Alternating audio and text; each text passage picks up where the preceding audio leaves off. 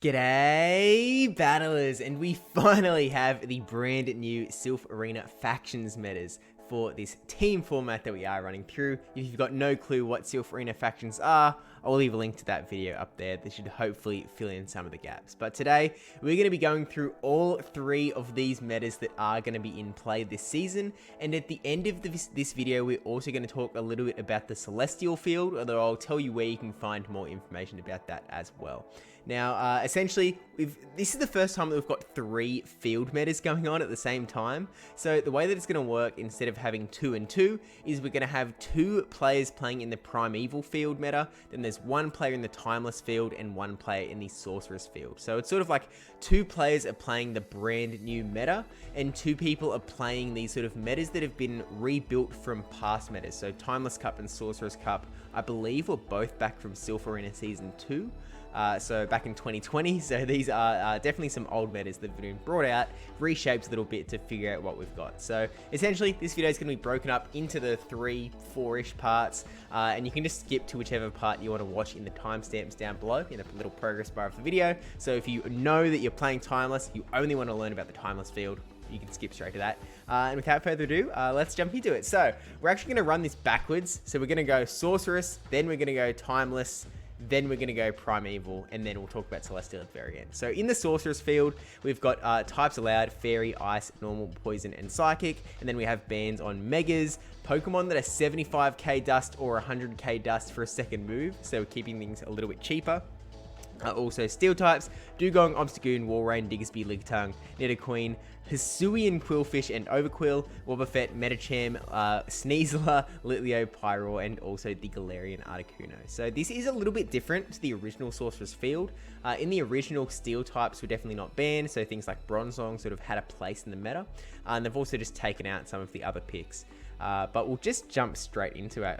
We'll jump into the meta, take a look at what we've got here. So pretty simple infographic we've got going on. We've got 4 groups on the screen. At the top, we sort of have, it's kind of like a classic anti-fighter group, and that we've got sort of Hypno with the confusion damage, we've got Frostlass with the ghost damage, and then we have Alolan Ninetales, who is generally a charm user in that sort of role, but I think that probably has a much better spot as a Powder Snow user in this meta, although that may be proven wrong. We've got Malamar over on the right hand side. We've got the sort of fighter-ish group on the left, sort of the poison group, with Toxicroak, Beedrill, Dragalge, and Ariados. And then down the bottom, we have the sort of anti-fighter, I guess, is sort of the role there. And we've got Alolan Grimer and Alolan Muck, we've got Skuntank, we've got Celio, and we've got Greedent. So quite a sort of different range of Pokemon there. But essentially, this is actually a pretty straightforward infographic. So the poison types obviously really hate confusion damage, really just chunks them down, so Hypno is really strong there. Frostlass isn't as strong in these matchups, but that's sort of where it fits. You've also got some big damage that you can throw at pretty much everything. Anyone who's played in the Silph Arena before knows that Frostlass is a very powerful Pokemon with energy advantage, and that is still going to be the case in this meta, even though it's a lot lower on the PvPoke rankings this time. There's just not as much that it's directly targeting, I suppose. And then Alolan Ninetales, sort of just another Pokemon you can use. It's not super strong in this meta, but it definitely has play. And so if you want to use it, you can, especially with that Powder Snow Weather Ball being really nice and spammy. Down the bottom, I guess we should probably talk about it a little bit. So because it is very varied, we have some poison damage, which is obviously going to be good against the fairies, and generally those poison types, they're poison dark, so they also have access to dark moves that can hit both Hypno and Frostlass. They can hit Malamar pretty well, because Malamar has that dark psychic typing, so it is generally neutral damage, but Malamar's not doing big damage back either, because it's neutral fighting damage to poison dark as well.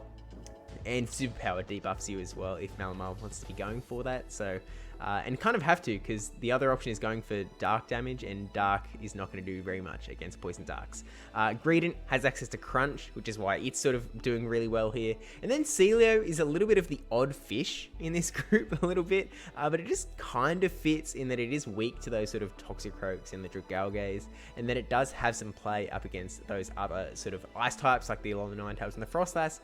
Hypno depends on the moveset, and then Malamar does okay, but actually not very great, because Superpower really does hurt. There are some, sort of, of course, there's other Pokemon that are eligible in the Sorcerous Cup meta, but as sort of a first run through, I think that this is sort of a basic sort of concept you can sort of run through. I think that you are definitely going to see a lot of Malamars, so I'd sort of be prepared for that. Maybe that gets taken down because people bring in too many Malamar counters, but we're just going to have to wait and see how the meta does end up developing, and if any sort of spice picks sort of bubble up from the surface. But yeah, really brief overview, because this is a meta we've been through before. There are definitely some changes now that, for example, Bronzong's gone, but this is sort of Sorcerous Field. So let's move on to Timeless. So we'll jump back over to this one, and so Timeless Field meta.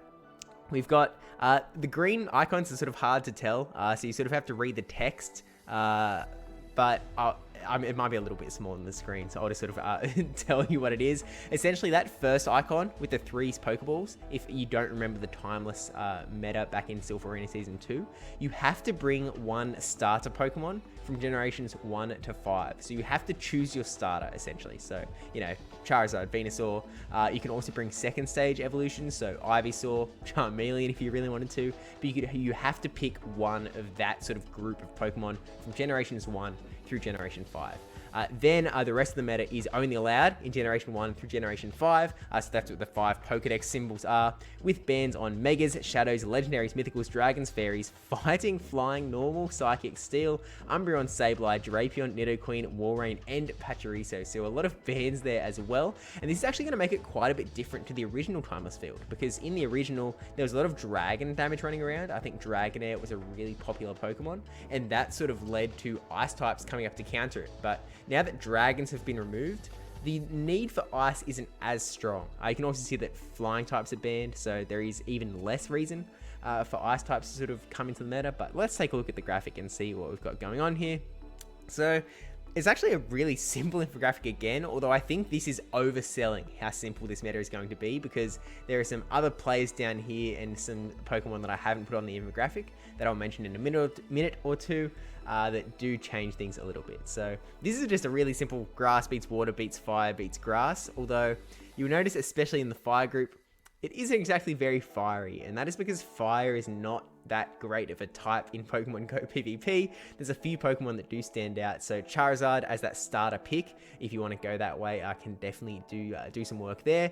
You can go for the Dragon Breath variant of Charizard if you want that dragon damage, even though dragons are banned, just for that big neutral hit to basically hit everything, but I'm not sure if that's the way to go, just because there is so much bug and grass in this meta that you may want to hit instead with Fire Spin, for example.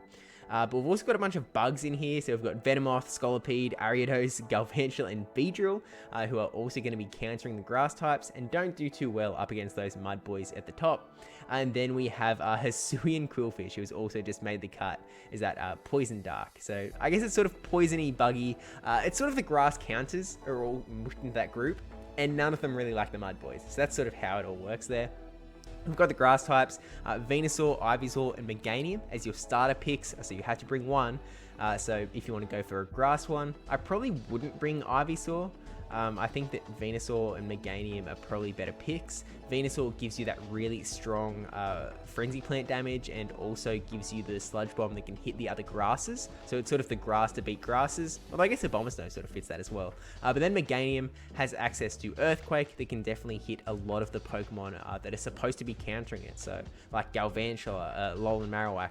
The poison type, so like a Hisuian Quillfish, Earthquake can really hit those things really hard, so it has a bit of fight back. So maybe you want to go that way, but I think that, to be honest, the Pokemon that most people are going to be going for as their starter might be Swampert.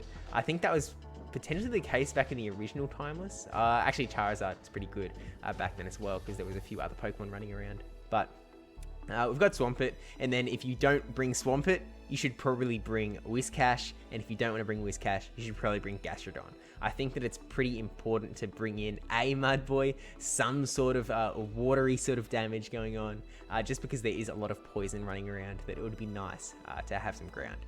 You can go for something else potentially if you don't want to be as weak to grass, but I feel like Mudboy is probably the way to go, but we'll see how the meta develops. Now, extra picks. So down, hanging out from the right-hand side, we've got Frostlass coming in from the corner, and we have Dugong. So ice types do exist in this meta.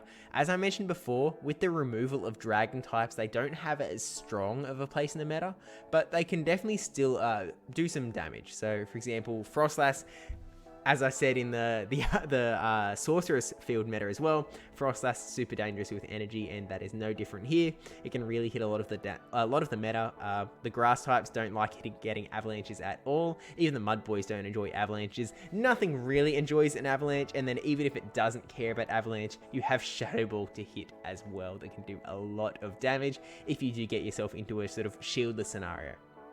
Dugong, a little bit different in that it's a bit more of just an Icy Wind spammer and really bulky. So I feel like Frostlass is probably the superior one, to be honest, because you also don't have that sort of weakness to grass. I don't know, you can still go for Dugong if you really want to, because you are going to soak up that water damage a lot better. So there's pros and cons. Koffagrigus and some other ghost types like Haunter and Gengar are also eligible in this meta. I think Koffagrigus is probably going to be the biggest sort of feature. It is going to bring a lot of sort of neutral damage to this meta. So it's hard to hard counter Koffagrigus, and Koffagrigus isn't really going to hard counter anything else. So it's a Pokemon that I think you are going to see, and maybe you should consider putting onto your team as a bit of just neutral coverage. Maybe you don't go for Koffagrigus because you bring on the Frostlass and you think that's enough. You're a little scared of something like Hisuian Quillfish with its sort of ability. I guess it's Poison Dark, so maybe it's not as good there, but it's going to be up to you and how the meta sort of develops to see what does come out. But yeah, that is essentially the sort of recap of the Timeless Field meta. You've got to pick a starter, and I think that Venusaur, Meganium, Swampert, Charizard are the sort of main picks, because Steels and Normals are also banned, so like sort of a fighting damage from something like Blaziken isn't really needed either. So I guess you could run Stone Edge Blaziken, but it feels a little too risky when like a Frenzy Plant is still going to absolutely demolish you because you're pretty squishy. So yeah, that's the Timeless meta. So let's move on to the Primeval meta. I'm pretty sure I googled like how to say that word, and I think Primeval was the way to go, but if it's wrong, I'm going to be saying it wrong for the whole video, so I apologize in advance. But this is the first brand new meta that is coming to the scene for the field metas here. So we have dark types, dragon types, electric types, ice types, and rock types. And then this is a concept they actually introduced in the Celestial Field.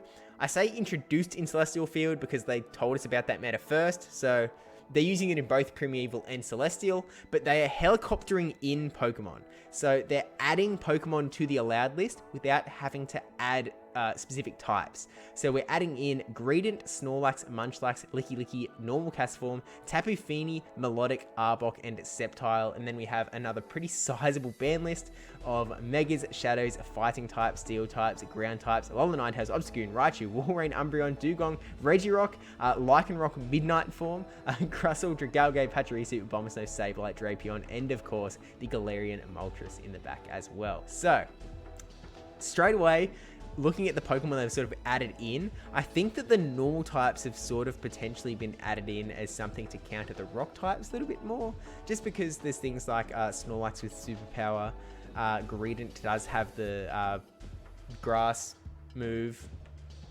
Does it just have Bullet Seed? No, it has something, doesn't it? Oh, heck.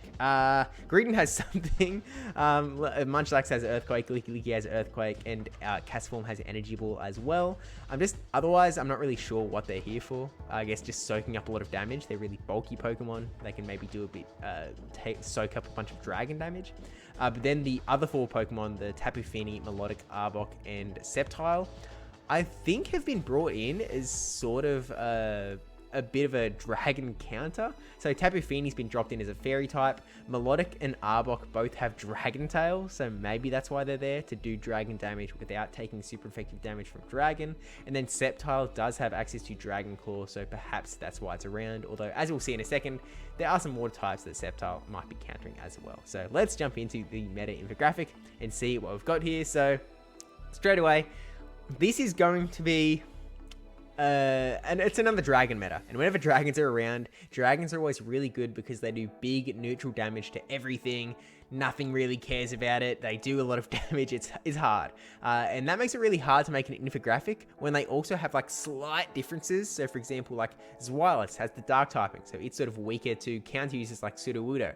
You've got Altaria as a flyer, so it can do better against some Pokemon. You've got Goodra, who's got a Muddy Water and Power Whip that do better against certain Pokemon. You've got Dragonair with Aquatail. All of the different dragons work really differently. The main sort of through line being that they just really hit those everything for neutral damage except for the fairies, which there are only 2 in this meta. So actually, I guess we're just going to focus on this little blue box first, blue squiggle. And so we've just got Dragon and the Dragon counters. So Tapu Fini and Dedenne as the only 2 fairies that are around in this meta. Melodic with the Dragon Tail, and then also Snowy Castform as sort of the Ice type representative going in to take on the Dragons. Although, I'll be honest, I don't really recommend bringing Snowy Castform because it is very limited in that you can only run Ice moves. It's sort of the problem with Snowy Castform every time. Like, it always seems to make it onto the PV poke lists, but it's never that good because you can only run Ice moves. You don't get any coverage moves, so probably it's better off to go for something else. I mean, I can see Frostlass on the main infographic, so probably better to go that way. But the reason we've taken these dragons away is just because it's neutral all over the place. So this is sort of like the 4 over here is sort of like the non-dragon meta, and then just sprinkle some dragons in on top and you'll probably be running like 1 or 2 dragons in every team. And so you might have to bring a dragon counter as well, but that's sort of the main reason why you would bring these Pokemon in. Now, enough of that, let's talk about the main 4 that we've got on the screen. In the top right, we have the rock types, Barbaracle and Alolan Graveler. In the top left, we have the grass types, so Cradily, Shiftry, Sceptile, and the Razorleaf Nuzleaf.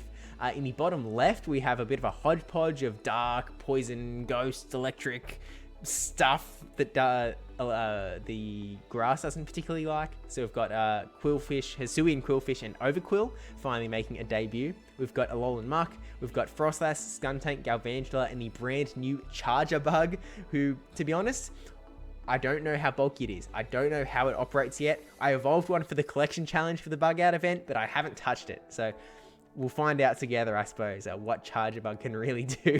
I did see Scrubble or Dustin mentioning something about it at some point in a PvP team. But regardless, we do have one more team in the bottom right with the Malamar, the Snorlax, and the Sudowoodo. So, those 3 Pokemon in the bottom, they have fighting damage. That's sort of what brings them together. So I'm not going to call them fighters because they aren't. I guess they're sort of pseudo fighters, but in a really like emphasis on the pseudo. Sudowoodo, there was definitely a joke there I could have made. I've really missed an opportunity, but please forgive me. But regardless, another pretty simple dealio where we've got the sort of pseudos taking on the rock types in the top, and the sort of darkies in the left, the sort of, the dark poisons, the not so good against the, actually, I was going to say not so good against the Frostlass, but you've got things like Malamar has Foul Play, Snorlax has Lick Damage, Sudowoodo has Rock Slide, so actually they do also have that play up against Frostlass as well. You then got them losing to the grass types because grass types, and that isn't like hard and fast, but for the most part, the grass types do win those matchups. You've then got the poisons, the bugs, sort of being there to beat the grass types because that's what they're there to do. The grass types beat the rock types because rock does not like grass. And then we've also got the rock types just sort of beating out those bugs and the Frostlass with the ice type.